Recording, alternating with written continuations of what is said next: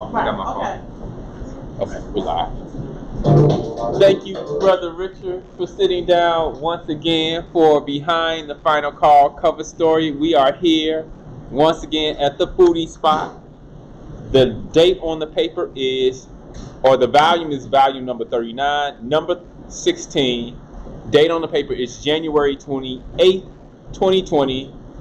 Cover of the paper is Targeting of Our Youth. Assalamu alaikum, Brother Richard. Wa alaikum salam, sir. Why this cover story? Well, you know, we felt that this was an important cover story. And let me go back a minute, first of all. In 1985, the Honorable Minister Louis Farrakhan had a more than a vision-like experience. And in this experience, he received communication from the Honorable Elijah Muhammad. And that communication talked about the President and the Joint Chiefs of Staff planning a war. And that war being against, how you doing? Fine. Good. Oh. Good. Okay, no problem. And that war being against a Muslim nation. Black people, and in particular black youth, over time, these things became clear to him. So since then, he has been warning about these plots, right? Okay. So fast forward to last year. In Los Angeles, they have a database, what they call a gang database, basically controlled by the state prosecutor's office. But different police agencies enter information and the names of people into that database. Well, there's concern now, and there's an investigation into whether or not officers, and right now about 20 officers are being investigated, coming out of a special unit dealing with quote-unquote gangs, right, are being investigated to see if they intentionally put young people into this system that did not belong. Now, mind you, this is not based on commission of a crime. It's not based on admitted membership in a gang. It can be based on clothing. It can be based on what part of town or what neighborhoods you hang out in, live in, travel through. It can be based on tattoos. It can be based on any number of criteria that when an officer talks to a young person or stops a young person and has what you could call a field interview, that officer can come to almost any conclusion because there are no definitive standards about what gang membership entails and how you determine that, right? So why is that important? Well, it's important because this goes into the system, this information. So once you are in that system, if you get into trouble or you're arrested or suspected of a crime, if you are convicted, you can get what they call gang enhancement sentences, meaning that in addition to being punished for the crime that you committed, you may also receive an additional penalty because you have been declared to be part of a gang. So this is a very important story, and it's not new. It goes back to the 1980s when similar charges came up, and so we really wanted to again make our community aware. But I'd also say now this same type of question about in particular black and Latino youth being put into gang databases has also been raised in the Chicago gang database.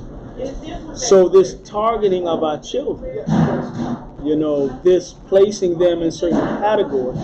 So one of the activists, longtime activists in Los Angeles said, so when young people go to fill out an application and they ask, have you ever been arrested? If I've been, it doesn't give you like, were you arrested? Was it for nothing? Did they drop the charges? No. She said, well, once they click yes, now they can be denied opportunity. So this is a pretty serious issue, and we know the history of LAPD. We know we go back to 1991 with the beating of Rodney King. We go back to the Rampart scandal, Rampart division scandal. This was a gang, specialized gang unit that ended up costing the city about $125 million because of different lawsuits, because officers were involved in wrongdoing. And around the country, it seems that whenever you have these elite gang crimes units, somehow or another, there's always corruption. There's always a problem. You had similarly in Baltimore, the gun and crime task force. Well, you've had officers that were part of that task force in Baltimore who have now been convicted of criminal conduct. I'm talking about selling drugs. I'm talking about planting guns on people, right? I'm talking about lying on the witness stand. I'm talking about intimidation. There was even the death of an officer, a Baltimore City police officer who was killed the day before he was to testify in a case related to that group. So my point is, this Los Angeles situation is one that we felt was very important given the history of the police department, given the damage that these kind of databases can do to our children and allowing for them to be targeted. And we don't know how deep this thing goes yet. Right now it's 20 officers, and we'll see. But go to finalcall.com and read the piece for yourself. And these things are very important, very serious.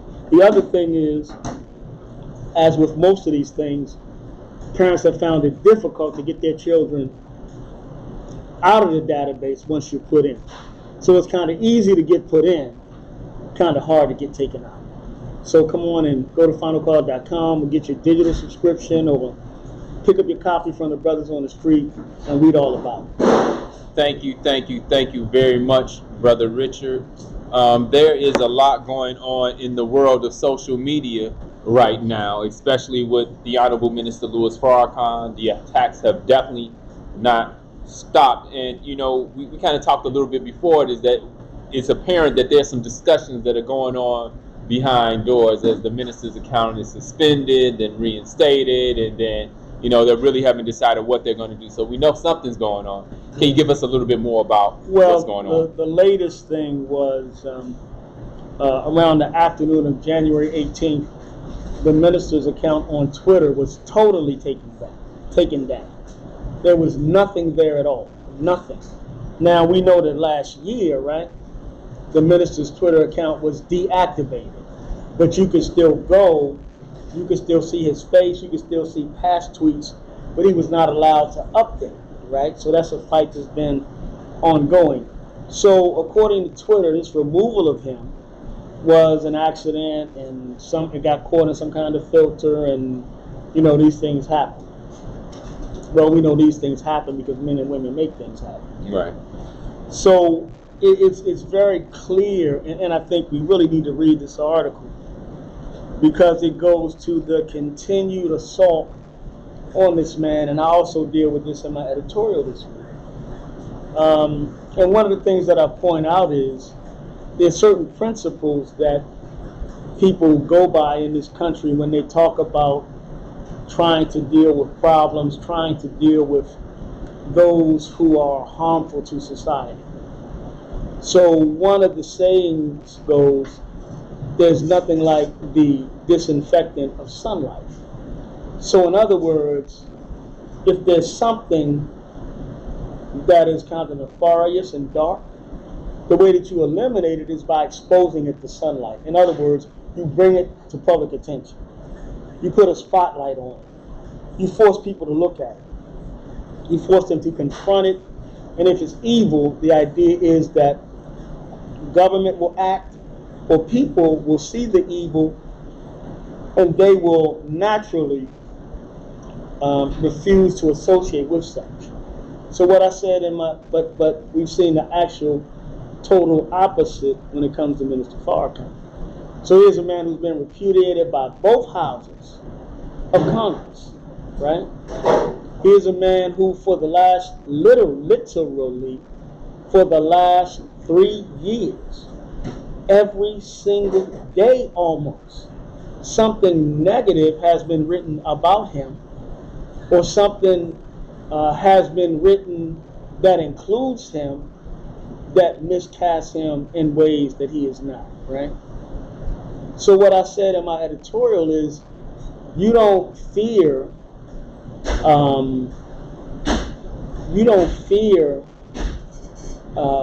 Farrakhan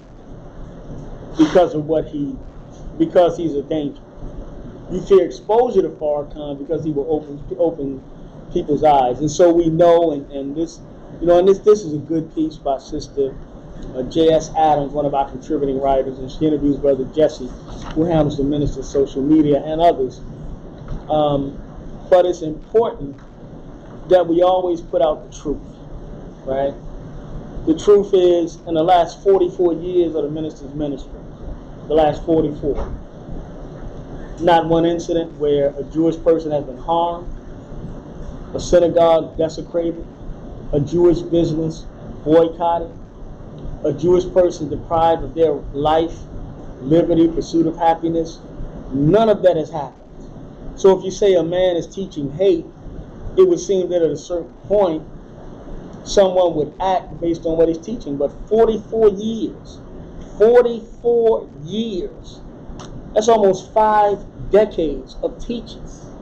And you don't find an incident with one follower. The president can't say that. And he only been in office 3 years. In 65 years of ministry, no attacks on these people. Well, what is it that they're able to do?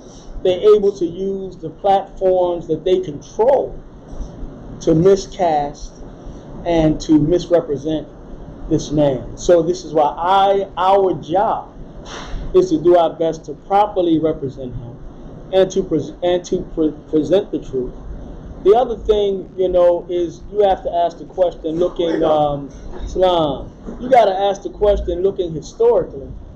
When has a freedom fighter or when has a liberator ever been seen as a positive person by the slave master? So some things to think about.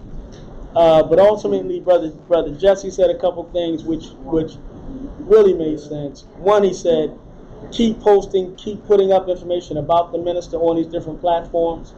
And the other thing we say is, we have our own platform originated by the minister 40 years ago, the Final Call newspaper. So we need to continue to push our platform, the Final Call, and in all of its different formats, digitally, online, etc., social media, because we will never leave the telling of our stories to others. So this is part of the wisdom of the minister when he started the Final Call in 1979, understanding that we had to have the ability to tell our own story. So we're at a pretty good time, and of course it's a challenging time, but ultimately we cannot be stopped. And of course, February 21st, 2020, we'll be having the Final Call 40th anniversary banquet, which will be at the TCF Ballroom at the TCF Center in Detroit. You can get your tickets at NOI.org, but it's going to be a great night, a great celebration, so come on out.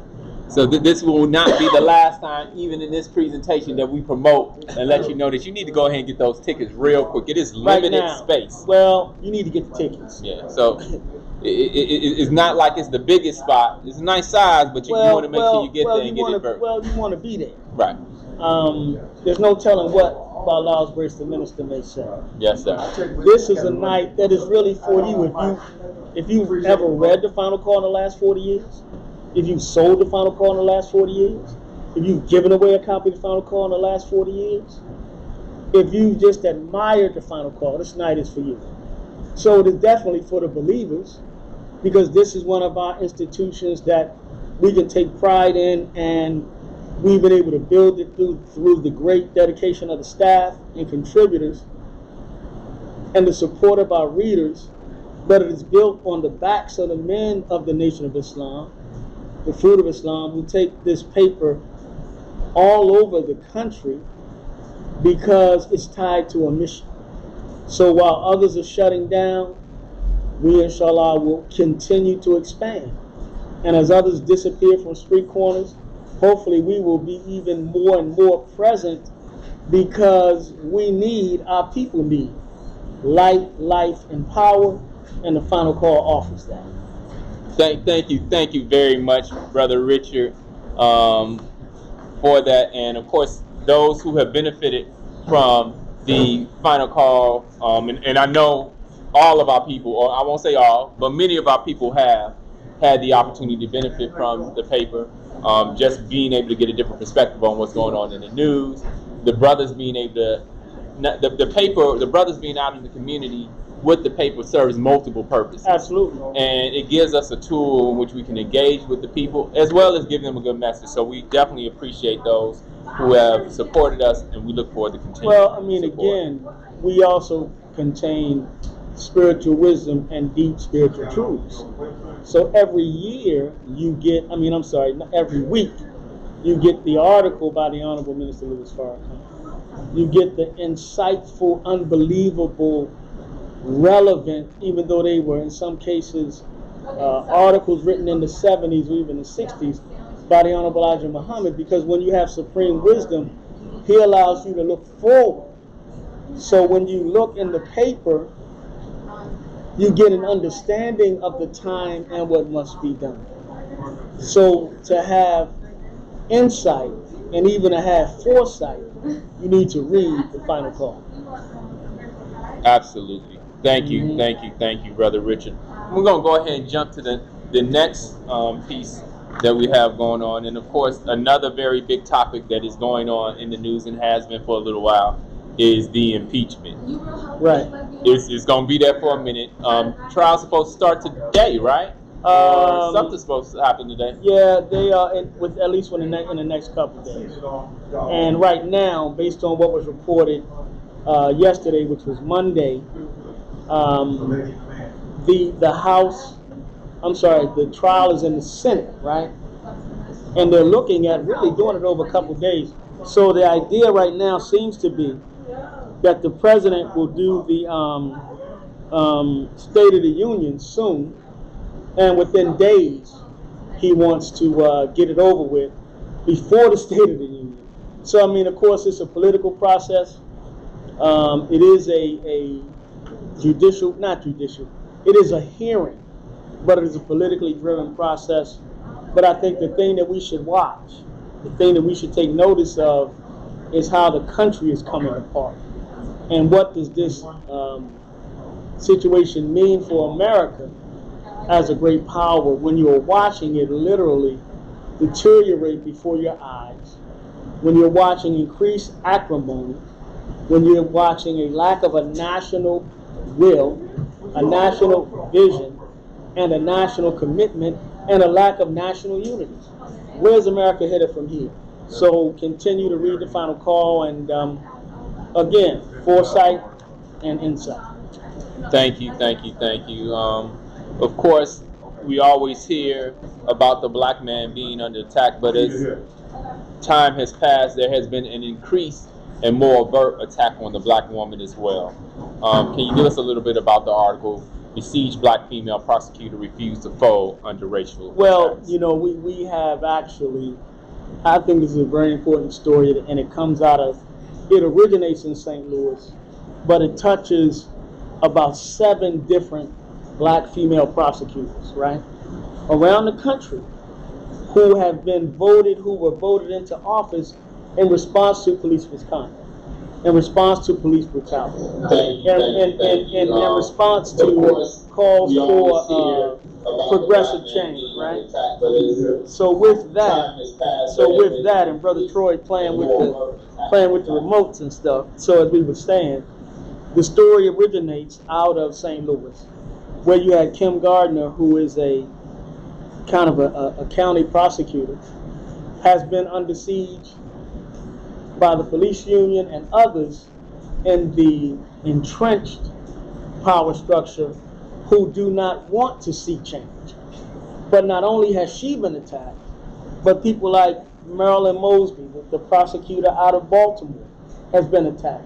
So all of these black female prosecutors got together to support Kim Gardner, but also to say they were suffering from the same type of target.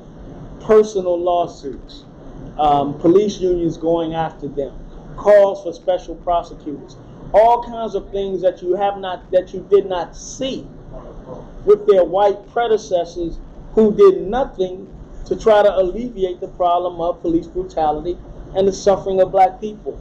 So we think it's an important story.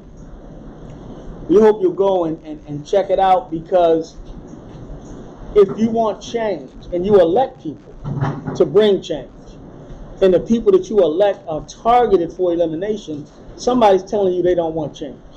So you have to stay engaged so that you can protect your own interests. And in this case, protecting your own interests may mean protecting your very life. Because if these people aren't held accountable, and by these people I mean police officers and law enforcement, if they're not held accountable, they have no reason to stop doing what they're doing. Yes, sir. So there's a lot going on that's covered this issue on international news. Yeah. So I don't know where to start. Well, let me go back, because there's another important story we covered out of Oakland, where you had Moms for Housing, which was a black led movement to deal with this crisis of housing affordability in Oakland. Basically, since last year around Thanksgiving, these are working moms in Oakland who cannot afford a place to live, right? Mm-hmm. Because the cost of housing has been so high, and so you have corporations and speculators holding on to properties, because you've got Silicon Valley, you've got tech money flooding into the area, so you have the huge disparity between the have and the have-nots. And as these prices for housing and rents go up, it becomes more and more difficult for everyday, ordinary working people to find a place to live. So these sisters and some others took over a home that had been vacant for some time. They cleaned it up, put in a water heater, started paying the utilities to have a place to live, and to show in an act of civil disobedience this crisis in housing. Basically, the sheriffs came and raided the home as if they were raiding a village in Fallujah. They came in with like armored personnel carriers. They used a battering ram to knock down the door. They arrested the women. They came out in military style uniforms. So this is, again, we believe, showing the assault on poor people, and this tendency in the history of those who have power in this country to refuse to acknowledge the humanity of those who they consider to be worthless. But the sisters fought, and we got a good update, which is as of January 20th, which I believe was yesterday. They were arrested a few days before that, taken out in handcuffs, and one of the sisters said, "We're not selling drugs here. Look, we're not selling drugs here. We're not destroying the community here. We're trying to live, and we're trying to actually build community." So because of their bold stand, and they drew about 300 people into the streets at this house in a very short time.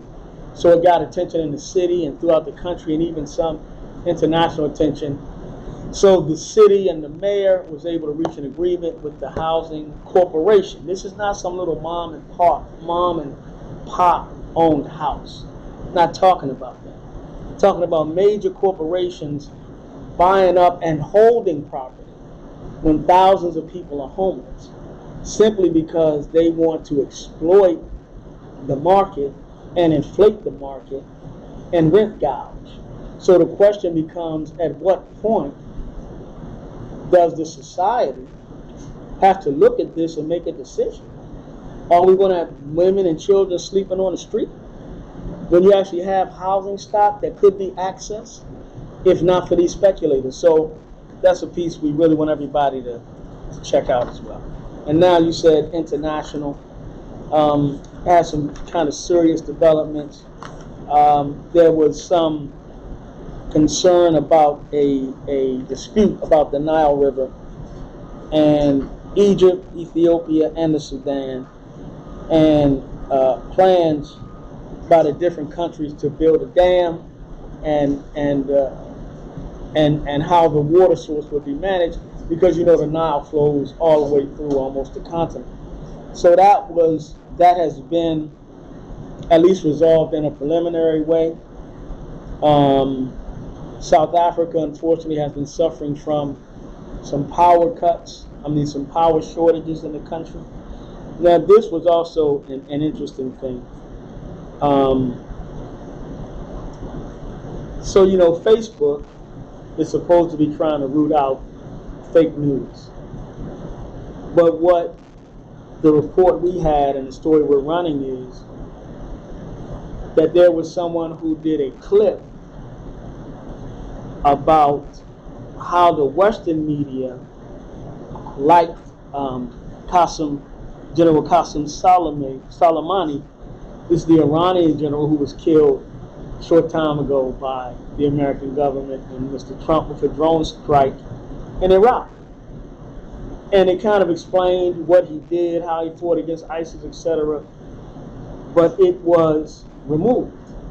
And then the media outlet that was running this operation on Facebook took away their ability to monetize their operation, or in other words, their ability to make money so they can stay in the business of providing news. So we always want to keep an eye out and bring up these contradictions, because we often think that America is censor-free, which is a myth. All you have to do is look, and when you see the same story told on almost every channel, the same way, every night, something is going on. And what I say is, if you have a common mindset, you don't have to have a conspiracy. If you just basically believe in white supremacy, meaning that white folks should be in power and that America should dominate, or America should be the leading nation of the world, if you believe those things, and those beliefs will drive you to make certain decisions. If you believe that black lives really don't matter, or on some level, even if you believe that there should be a benevolent white presence to guide black lives, you're still going to present news and information a certain way.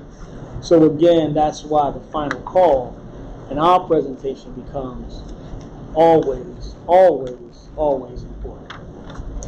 Thank you, Brother Richard. I want to also thank those who are in D.C. and in Baltimore, Maryland, that support the final call. We got people who said they saw a brother on the street in the community and they supported the paper. We want to thank you, of course. We got people who are in Phoenix, Arizona, who are watching and viewing us live right now and supporting. Thank you. Got people in Irving, Texas. Shout out to City. Let us know where you're viewing from. We appreciate your support. And please, once again, I know somebody said they're having problems sharing, but for those who are able to share, please like and share and let people know about the programming that's going on. We appreciate that. You look like you got your eyes on something else. Well, we got a great article by Brother Student Minister Dimitri Muhammad, who's a guest columnist for us this week. And the headline is, "Be careful. You might be an anti-Semite if." You definitely want to read what Brother Dimitri is writing about. And he's dealing with the plot to link Minister Farrakhan with recent violent attack. And he is outlining some absurd markers that they try to use around quote-unquote charges of anti-Semitism. So check that out as well. Thank you, Brother Richard. We got people representing in Rockford, Illinois, people in Memphis, Tennessee. Thank you all for your support. We appreciate that. And, you know, we got a few other things that are going on. I want to make sure we touch on this, the inhumane conditions. Violence and death represents everyday life at Mississippi Parchman Prison. I mean, and again, this is why we need to read the minister's article, Justice, a Prerequisite for Life. And we need to read the article by the Honorable Elijah Muhammad, the great tempter and deceiver, because we see continually problems in prisons, and Mississippi, Parchment Prison in particular, is notorious for abuses. It's notorious for violence. It's notorious for the deprivation of people's rights right here in America.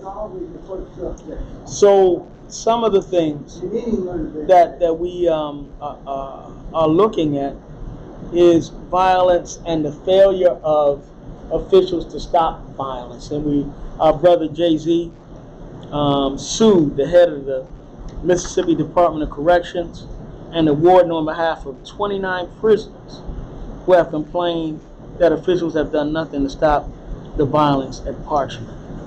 This suit was filed in the U.S. District Court in Greenville, Mississippi, and this suit follows the death of inmates because of this high level of violence and other abuses. So again, I think it shows the continued awakening of our people and the continued decision by people who are growing not just in knowledge but in means.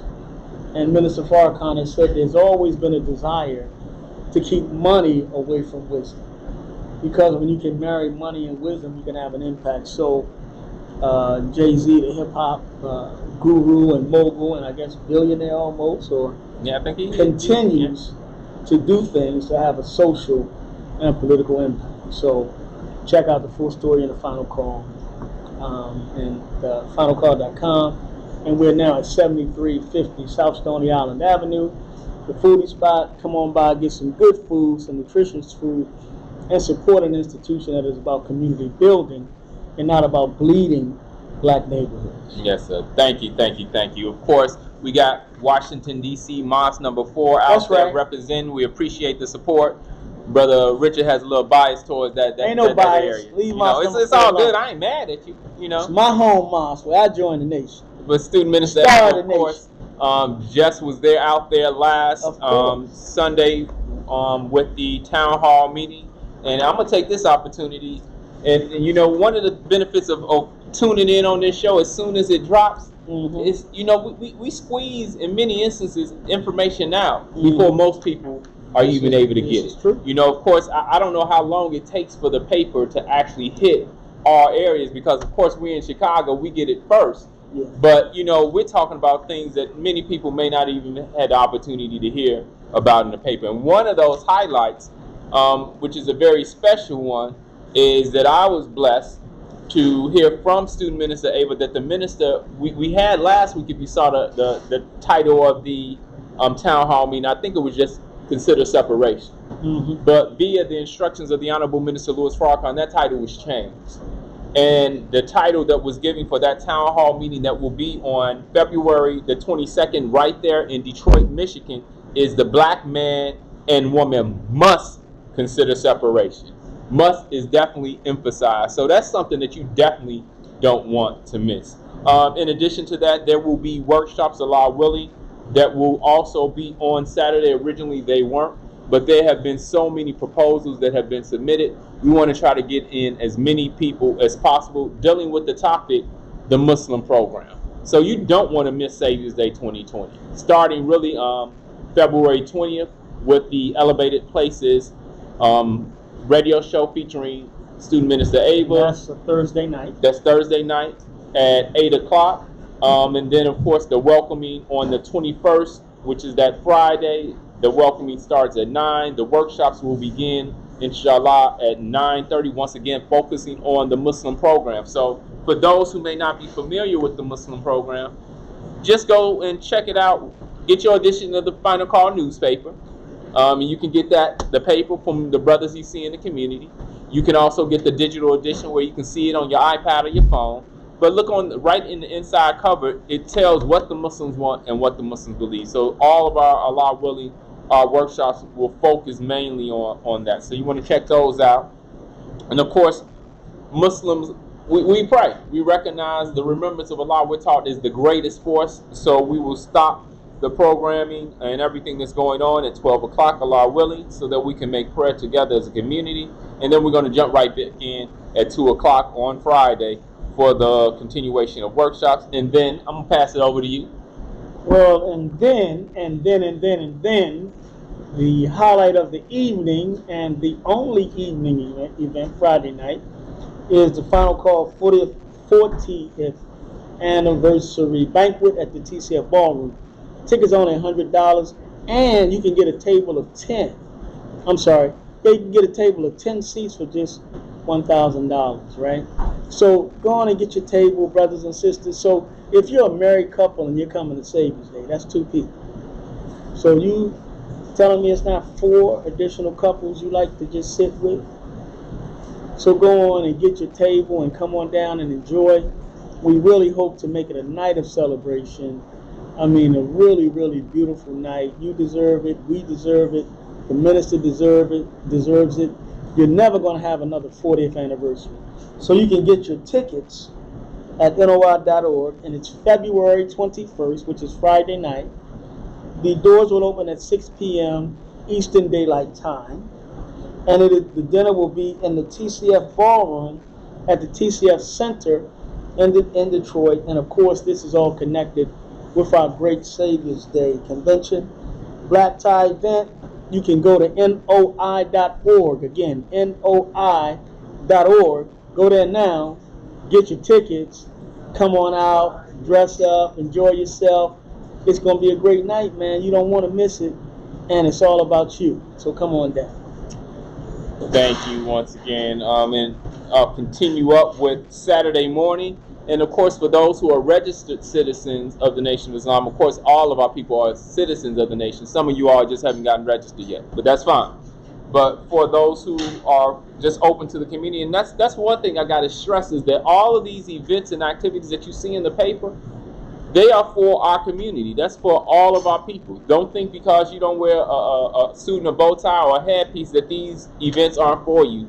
But in truth, these events are even more so for you who have not had an opportunity to be touched by the teachings of the Most Honorable Elijah Muhammad under the guidance of the Honorable Minister Louis Farrakhan. So we look forward to you being there at all of these workshops and events. So we're coming back on Saturday. Of course, continuing and closing out with more workshops from 2 to 4 on Saturday. And then that town hall meeting that I mentioned once again, the black man and woman must consider separation, drill competition. And if you haven't seen the Muslims drill, man, you're in for a treat. You need to take the opportunity to see that. And that's going to be that evening, Saturday evening, 7 p.m. to 9 p.m. And then the highlight of Black History Month on Sunday, February 23rd, 2 p.m. The Honorable Minister Louis Farrakhan will deliver his keynote address at TCF Convention Center. Don't miss it. Yeah, I mean, and the other thing is, again, this is a great weekend for Black America. And I encourage everybody, regardless to your religious affiliation or your politics, come see what it's like when sober-minded, self-respecting, self-loving Black people get together. You will enjoy it. You won't be threatened. There won't be a fight. There won't even be an argument. You won't have any heavy-handed police presence. Nobody's going to be asking you, let me see your wristband so you can get into your hotel room. Because we are a community that is devoted to self-development. And when you know who you are, you know how to conduct yourself to the highest degree of civilization. It's going to be a peaceful weekend, a highly spiritual weekend, a weekend of love, and excitement. We're going to have, of course, our great Salam Expo vending businesses from all over the country, all in one place, and you can get, man, probably everything from a haircut to a suit to clothing, some shoes, to books, to shoes, to, I mean, almost you name it, almost you can get it. Jewelry. Where you get that hat?